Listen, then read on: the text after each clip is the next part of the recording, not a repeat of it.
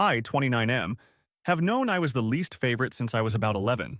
My brother Stephen, 33M, was the golden child from the start. My dad Neville always introduced Stephen first, always brought him along to things, always talked about Stephen's grades, and Stephen's sports, and Stephen's everything. I was just there. The other one. I want to be clear. Stephen wasn't some villain back then. He was just a kid who got picked, and I was the kid who didn't. My mom, Carol, enabled all of it. Not in some dramatic way, just in the quiet way where she'd tell me to stop being sensitive whenever I brought it up. Or she'd say Neville just related to Stephen more, because they were alike. She had this way of making me feel like the problem was me noticing, not them doing it. I moved out at 18, worked 2 jobs while going to community college, then transferred, finished my degree in accounting at 23. I want people to understand something. Every single thing I built after leaving that house, I built with a specific picture in my head. That picture was Neville's face the day he told 12-year-old me that Stephen was his fishing buddy, and I could stay home and help Carol with dinner. I never forgot that. I carried it into every exam, every late shift, every apartment I rented alone while Stephen lived in the house Neville helped him put a down payment on. By 25, I had a decent position at a mid-size firm. By 27, I was doing well enough that I bought my own place. A small townhouse, nothing fancy, but mine. I paid for it. No one co-signed. And the entire time, I kept minimum contact with my family. A text on holidays, maybe a call on birthdays. I showed up to Thanksgiving twice in 6 years because Carol guilted me. Both times, Neville barely spoke to me and spent the whole meal asking Stephen about his kids, Tommy, 7M, and his younger son, 4M. Stephen married Martha, 31F, right out of college. Martha was fine. She treated me the way you treat a distant cousin you see once a year.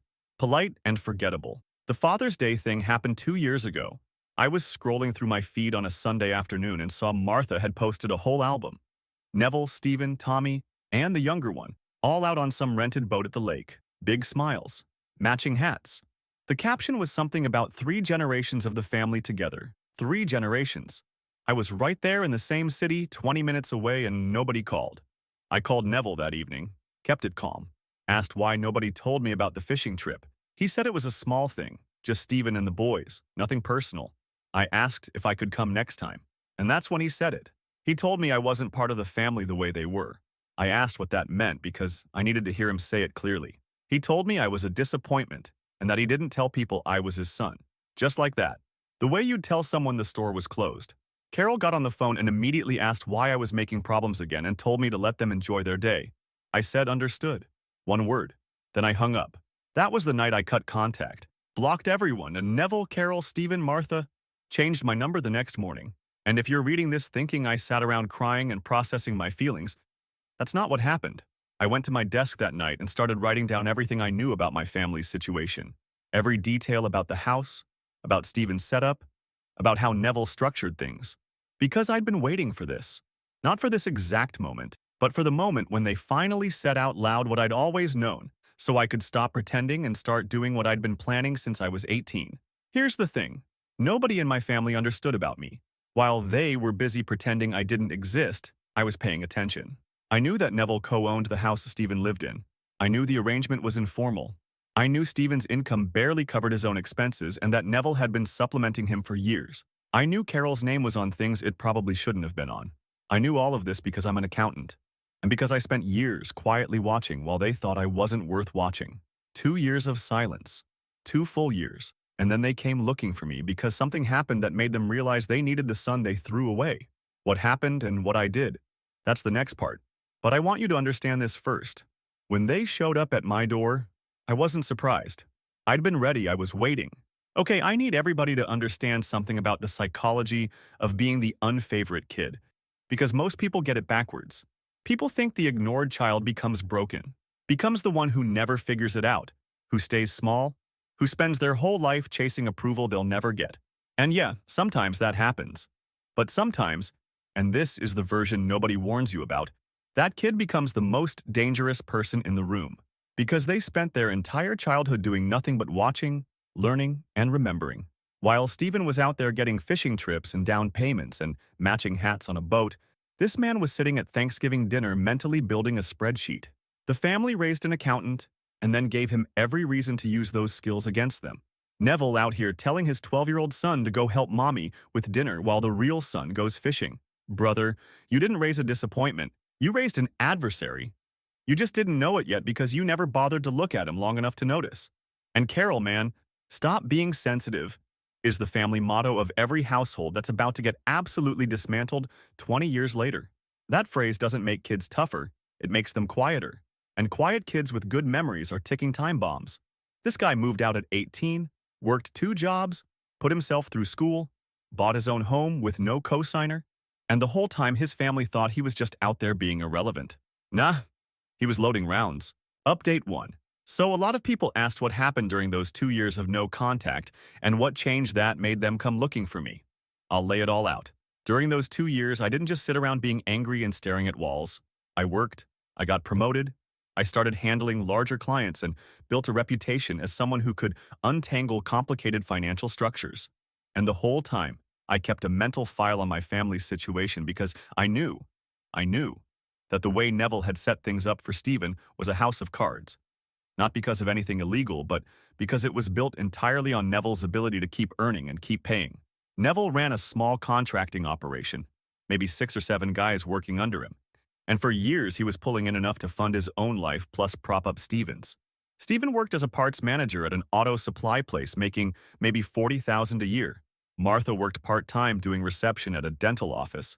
Between the two of them, they couldn't cover their mortgage, their car payments, the kids' stuff, and regular life expenses without Neville quietly covering the gap every month. I knew this because Stephen used to mention it casually at those Thanksgivings I attended, bragging almost, talking about how Neville helped him with this or that, how the family takes care of each other, usually while looking right at me as if reminding me I wasn't included in that arrangement. And I'd sit there eating dry turkey and mentally cataloging every detail. About 14 months after I went no contact, Neville had a health scare. I didn't find out from family, obviously. I heard through Alina, 28F, a woman I'd been seeing for about 6 months at that point. Alina's cousin worked in the same general area as Neville's crew, and word got around that the old man had been in and out of appointments and had to cut his workload significantly. Within a few months, his operation shrank. Fewer jobs, fewer guys, less income, and suddenly that monthly supplement he was sending Stephen's way started getting smaller, and then it stopped entirely. Now here's where it gets interesting and where I need you guys to understand the family dynamic. Neville didn't stop helping Stephen because he wanted to. He stopped because he physically couldn't work the way he used to and his income dropped. But instead of Stephen stepping up and figuring out his own life, the first thing that family did was look for another source. And who do you think they remembered existed? Carol tracked down my new number through Alina's social media. Alina had posted a photo of us at a farmer's market back in the spring, and Carol found Alina's profile, sent her a message saying she was my mother, and that she needed to reach me urgently because of a family medical situation. Alina told me about the message before responding, and I told her to go ahead and give Carol the number because I knew this moment was coming and I wanted to see exactly what they'd say. Carol called me on a Wednesday evening. She started by talking about Neville's health like I was supposed to immediately drop everything and rush over. She talked about how hard things had been, how the work dried up, how Stephen was struggling, and then she got to the actual point. She asked if I could help Stephen with his mortgage for a few months until Neville got back on his feet. She actually said the words, "We need you to step in for your father while he recovers," as if I was some substitute they could pull off the bench when the starter got injured. I let her talk for a long time. I asked questions. I asked how much Stephen owed, how far behind they were, what Neville's situation really looked like going forward. Carol gave me numbers because she thought I was considering it. 3 months behind on the mortgage. One of the cars about to get repossessed. Tommy needed dental work they couldn't afford. She laid it all out. And then I asked her one question. I asked her if Neville still didn't tell people I was his son. She went quiet for about 10 seconds and then said that's not what this is about, and that family helps family regardless of the past.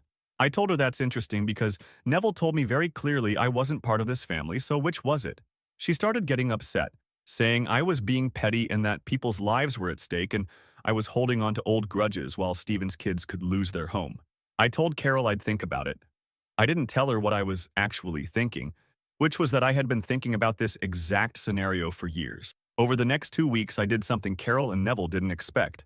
I reached out to Stephen directly, got his number from Carol under the pretense of wanting to discuss things brother to brother. Stephen picked up, and the conversation was one of the most revealing things I've ever experienced. He didn't start with an apology or even an acknowledgement of the 2 years of silence. He started by explaining his situation as if I were a loan officer. He told me the amounts, the deadlines, the consequences, and when I asked him why he thought I'd help after what Neville said to me, Stephen told me that what Dad said was just how Dad is, and that I shouldn't take it personally because Neville was hard on everyone. I told Stephen that Neville wasn't hard on everyone. Neville bought Stephen a house. Neville paid Stephen's bills. Neville took Stephen's kids fishing on Father's Day and didn't even call me. That's not being hard on everyone, that's choosing one son and discarding the other. Stephen got defensive fast. He told me I always made everything about myself and that I chose to leave the family, that nobody pushed me out. I reminded him I left because I was treated like furniture. He said I was exaggerating. I told him I had a very specific memory and that Neville's exact words were still in my head and would be forever, and asked if he wanted me to repeat them. He said no and that dwelling on the past wasn't going to fix anything. That call confirmed everything. Stephen wasn't sorry. He didn't think anything wrong had happened. He just needed money. And what I had planned, well, that was going to require a few more steps before I could put it all in motion. I'm going to be real. This is where the story shifts from sad to absolutely surgical. Because Carol calling him wasn't a mother reaching out to her son. That was a requisition form. We need you to step in for your father. She literally described this man as a substitute, like a relief pitcher, like a temp worker you call when someone's on medical leave. Not "we miss you," not "we were wrong," not "your father wants to talk." Just "your brother's bills are due and your dad can't cover them anymore, so congratulations. You've been promoted from invisible son to walking checkbook." And then Stephen, this man gets on the phone with the brother he hasn't spoken to in 2 years and opens the conversation like he's at a bank appointment. "No, hey, how have you been? No, look, I know things have been rough between us." Just straight to the numbers, the deadlines, the amounts. He talked to his own brother like a customer service interaction. And when confronted with decades of favoritism, his response was, "That's just how Dad is? Brother, that's just how Dad is what you say when your father puts ketchup on steak, not when he publicly disowns one of his children." That phrase right there is the golden child's entire operating system. Minimize, deflect, redirect. Because if Stephen ever actually sat with the reality of how his brother was treated, he'd have to confront the fact that his entire life was subsidized by another person's suffering. His house, his lifestyle, his comfort, all of it existed because Neville poured every resource into one son and left the other one to figure it out alone. And he can't face that. So instead it's, "You're exaggerating," and "Stop making everything about yourself." Meanwhile, this guy's over here running reconnaissance at the Thanksgiving dinner table like a forensic accountant in a dysfunctional family sitcom. And nobody noticed because they were all too busy pretending he wasn't there. The irony is absolutely suffocating. Update 2. Alright, so a lot of you asked about the property situation and what I actually did. I need to explain the setup first because without context you'll think I got lucky. I didn't. I spent years paying attention while my family treated me like I was invisible, and that invisibility turned out to be the most useful thing they ever gave me. Here's what I knew from those Thanksgiving dinners and from being the quiet accountant nobody thought was listening. Neville bought a house for Stephen about 8 years ago, but didn't gift it outright because he wanted control. Neville stayed on the deed as co-owner. Stephen paid a reduced mortgage while Neville covered the gap, and eventually Neville would transfer full ownership once it was paid off. No formal written agreement about the timeline, just a father's promise to his favorite son. Stephen mentioned this casually more than once in that smug way of his, never realizing I was filing every word. With Neville's health declining and income dropping, Stephen was drowning, 3 months behind. And because Neville was on the deed and the loan, every missed payment destroyed Neville's credit too. The arrangement built to protect the golden boy was now dragging them both under. I called Carol back after 2 weeks and told her I wanted to sit down with Neville and Stephen face to face. Told her I was willing to discuss helping, but only with an honest conversation about everything. She agreed immediately and set it up for Saturday at their place. I showed up and Neville looked older, thinner, sitting at the kitchen table. Stephen was there with Martha, who had Tommy and the younger one in the living room. The 4 of us sat down, me, Neville, Carol, Stephen, and Carol spent 20 minutes laying out the crisis like I hadn't already extracted every detail on the phone. I waited until she'd finished and asked Neville to repeat what he told me on Father's Day 2 years ago. Carol jumped in saying that wasn't relevant. I told her it was absolutely relevant because I needed to understand why I should help a family that told me I wasn't part of it. Neville didn't deny it. He said he'd been frustrated and said things he shouldn't have, framing it as heat of the moment. I told him it wasn't heat of the moment because he'd treated me as less than Stephen my entire life. And I listed specific examples. The fishing trips starting when I was 12, The house down payment for Stephen while I got nothing. The way he introduced Stephen to people and never mentioned me. I went through it methodically because I'd rehearsed this in my head hundreds of times. Every example was ready. Stephen interrupted and told me this wasn't the time for a therapy session and that real problems needed solving. I told him that dismissing my experience right now, at this table, while asking me for money, was exactly the problem. Then I made my move. I told them I would take over the mortgage payments on Stephen's house. All of them, including back payments, under one condition. I wanted Neville to transfer his ownership share to me, not to Stephen, to me. I'd assume financial responsibility and become co-owner alongside Stephen instead of Neville. Stephen immediately said absolutely not because that house was supposed to be his. Neville started asking why I'd want that. Carol kept saying there had to be another way. I sat there and let them react because I expected every word of it. I explained calmly, told Neville his credit was being destroyed by Stephen's missed payments and transferring his share to me would remove him from liability. Told Stephen that without someone taking over payments immediately, the lender would start the process that ends with nobody having a house. Told all three of them this was the only offer because I wasn't writing blank checks to a family that spent my life telling me I wasn't good enough. Stephen started arguing with Neville, telling him not to consider it. Neville was stuck because he knew I was right about his credit. Carol went back and forth trying to keep peace. Martha came into the kitchen because of the raised voices, and when Stephen explained it, she told me I was trying to take advantage of a bad situation to steal her family's home. I told Martha I wasn't stealing anything. I was offering to pay for something nobody else at that table could afford. Then, I stood up and told them they had 1 week to decide. What they didn't realize was that I already knew what they'd choose. They had no other options. Nobody else was coming to save them. And that 1 week wasn't me being generous. It was me letting the pressure build, letting Stephen sit with the reality that the brother he ignored for a decade was now the only person standing between his family and losing everything. This man walked into that kitchen like a chess player, who's already seen checkmate 12 moves ahead and is just letting the other side burn their clock. Every single person at that table thought they were negotiating. They were not. The negotiation ended years ago in this guy's head. They just didn't know it because they never paid attention to him. And that's the thing that kills me about this family. Martha walks in and says he's trying to steal their home. Ma'am, your husband makes $40,000 a year, and your father-in-law is the only reason you're not already renting an apartment. The house was never yours. It was always Neville's house that Stephen was allowed to live in. The only thing that changed is which family member's name is on the paper. But it's wild to me how everyone at that table had an opinion about what was fair, except when it came to how they treated this man for 29 years. Stephen calling this a therapy session, while literally asking for financial rescue. That's like setting someone's car on fire and then complaining that the fire alarm is too loud. You don't get to create the damage and then act annoyed when someone wants to talk about it. And giving them a week, knowing they had zero alternatives, that's not cruelty. That's a man who finally realized that the only currency his family understands is leverage. They never responded to his pain. They never responded to his words. They never responded to his absence. But they will respond to this, because this is the first time in his entire life that they need something from him more than he needs something from them. And he is not about to waste that. Final update, they took the deal. Of course they did. Stephen held out for 5 days, calling Carol every night trying to find another way, but there was no other way. Neville's credit was already wrecked. No bank was going to refinance for Stephen alone on his income. And the clock was ticking on the missed payments.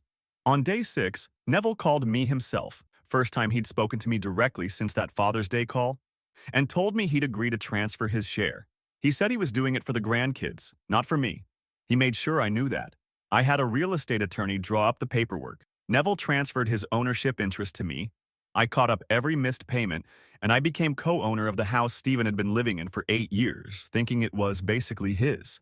The whole process took about 3 weeks. Stephen signed where he needed to sign, and didn't look at me once during the closing appointment. Now here's where people are going to have opinions, and I honestly don't care anymore. Once I was on that deed, everything changed. As co-owner, I had legal standing regarding the property. Stephen couldn't sell it without me. He couldn't refinance without me. Every major decision about that house now required my involvement. The brother they spent 30 years ignoring was now permanently attached to the single biggest asset in Stephen's life. The first month I kept paying and said nothing. Let them think I was just being the quiet, helpful brother stepping in.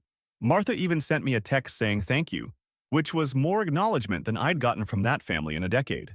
But I wasn't doing this to be thanked. Month 2, I contacted Stephen and told him we needed to discuss a formal co-ownership agreement. Who pays what? Maintenance responsibilities, usage terms. What happens if one party wants to sell? Stephen told me that wasn't necessary because it was his house, and I was just helping with payments. I corrected him. I told him it was our house legally, 50-50 on the deed, and that without a formal agreement we were both exposed.